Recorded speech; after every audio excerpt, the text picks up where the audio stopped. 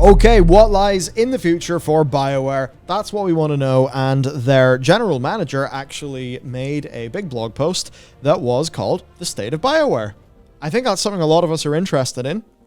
We want to see them get back to it and see good things in the IPs, the franchises we really enjoy. So let's see what's up, according to him. He says that he wants, offering a hopeful, if brief, glimpse into BioWare's plans for the coming year. He kicks it off by talking about how 2021 was a challenging year because of the pandemic, and how that impacted traditional work culture at a game studio. But he says that they've tried to use that as an opportunity for introspection and growth, that it allowed for a bit more, just some camaraderie, some community spirit came up, people kind of banded together. He mentioned the snowpocalypse in Austin, where a snowstorm pretty much closed the whole city, which, obviously a very rough thing, and I guess also interesting for BioWare, because Edmonton, they get a lot of snow, they're well equipped for snow.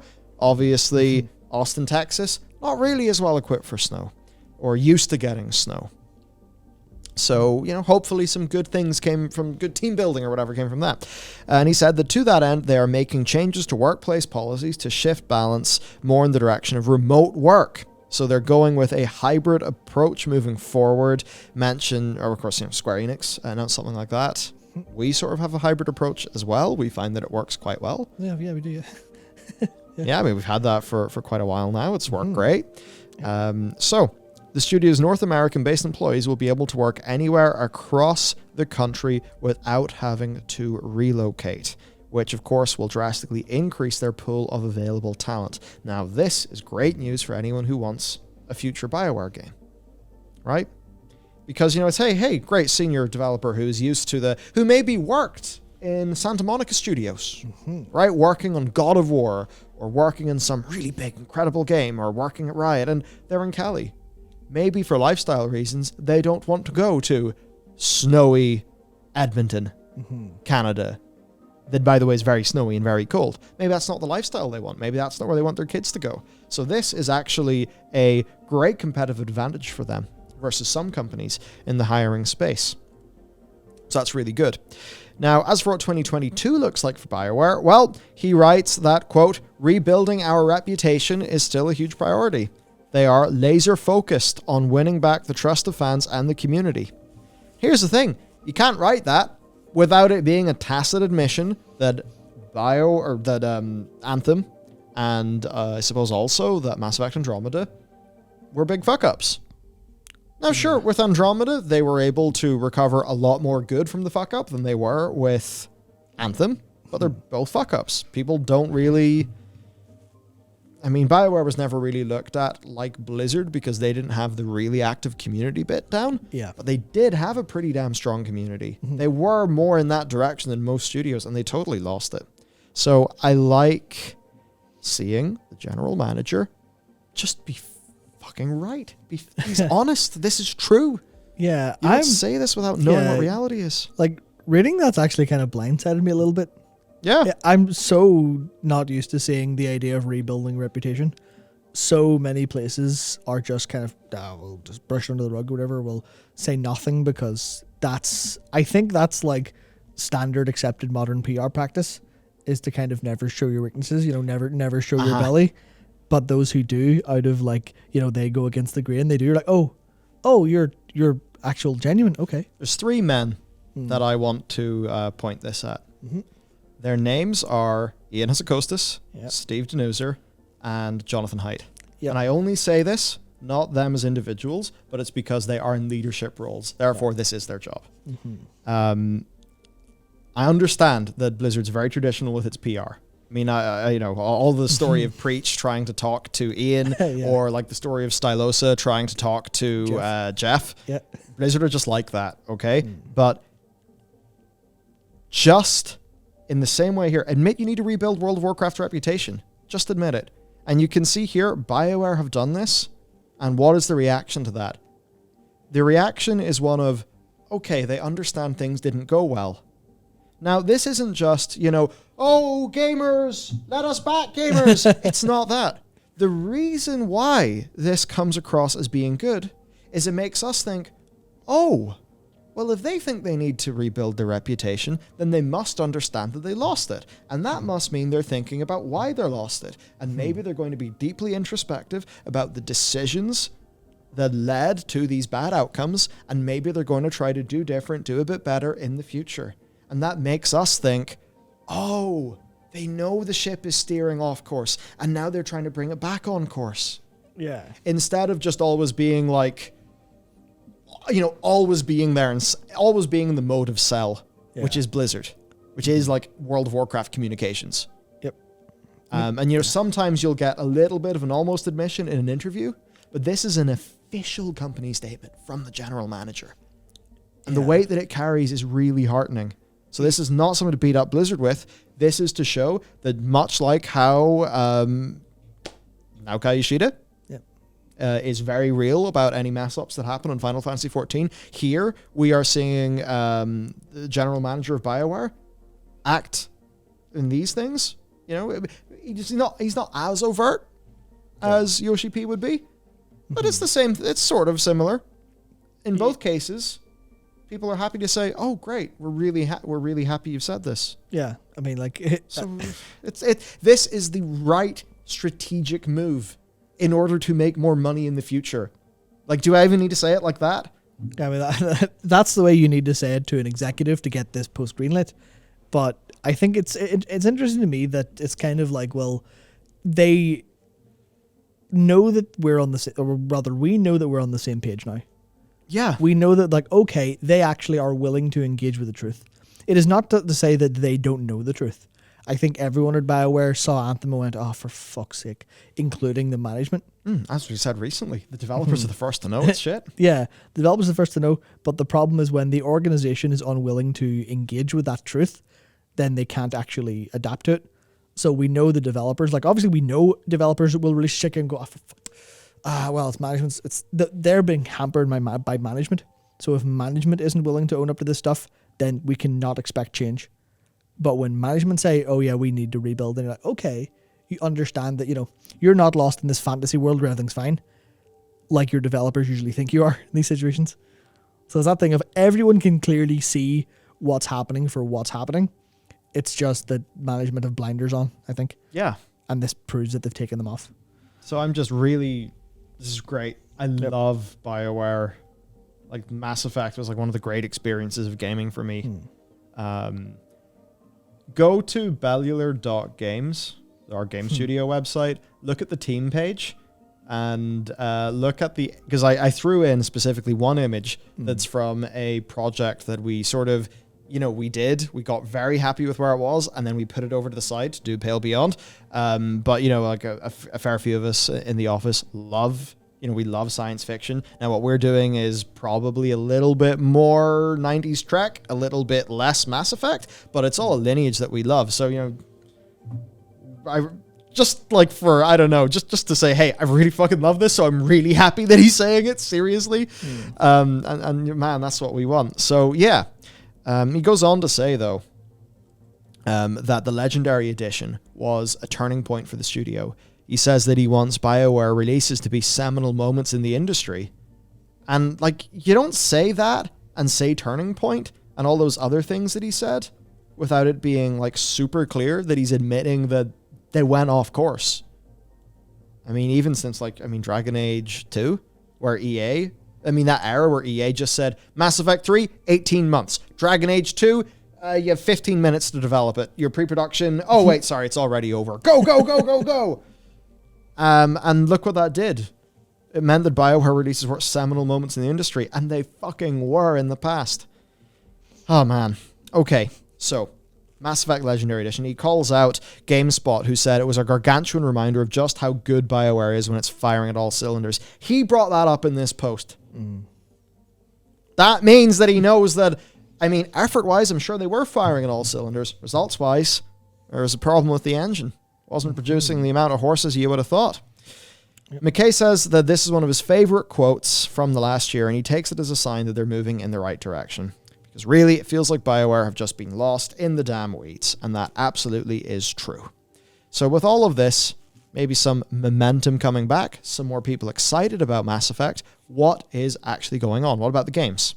Well, there's one game that I really want to check out for our MMO channel. I know it's only had FF14 content, bar some New World stuff, but it is an MMO channel. I want to know, should I check this out?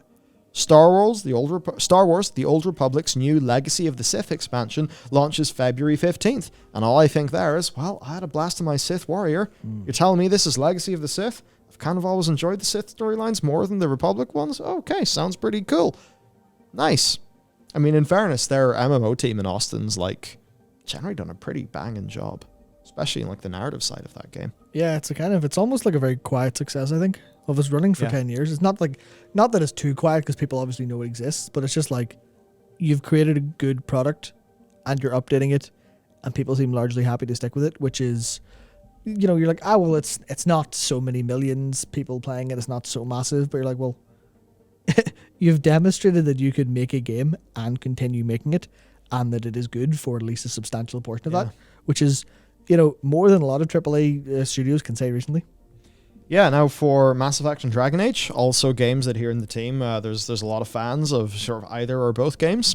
Well, he said he didn't give much details, but it was nice to be sort of reminded about things. So for Mass Effect, he said we should take a closer look at the poster released back in November. It has a handful of hidden traits. By his count, at least 5 surprises that all point towards an amazing future for Mass Effect. Now, I'm not going to do a sort of a live Mass Effect, lore breakdown video here. The only things that I would think about, though, is this is an interesting crater structure. Why is there this fracture going on here? Is this some sort of thing that maybe there could be like a glyph or something that could sort of resemble this shape? I wonder if there's a deeper meaning.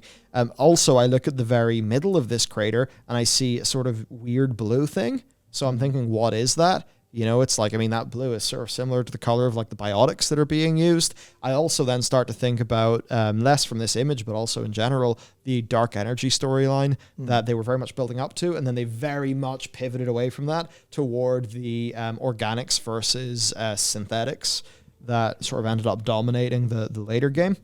Other things, quite a different ship design. I think it's one I could warm to. So yeah, I'm not particularly sure what all of this means, but it's nice to know that there are things in there anyway. Well, the one there's obviously a Krogan there too. Yeah, obviously I don't know anything about Mass Effect really. I said at a very basic level, and the only thing I see is, well, it looks like a very well worn like entrance into that cave or whatever else. Based on the difference, it looks like that's a path. So maybe that's a portal somewhere. I don't know how Mass Effect works, but. Hard to say, but at the very least, it does look quite cool, doesn't it? So as for Dragon Age, not much, but he did reiterate it will be a single-player experience. This is great. You're going to say that every press release until this game is out, and with good reason. Because I think it was some of Schreier's reporting, just covering, maybe that it was going to have more of the live service elements. So there was some reports that Dragon Age 4's planned multiplayer component was scrapped because of the success of the likes of Star Wars Jedi Fallen Order, and B, the failure of multiplayer projects.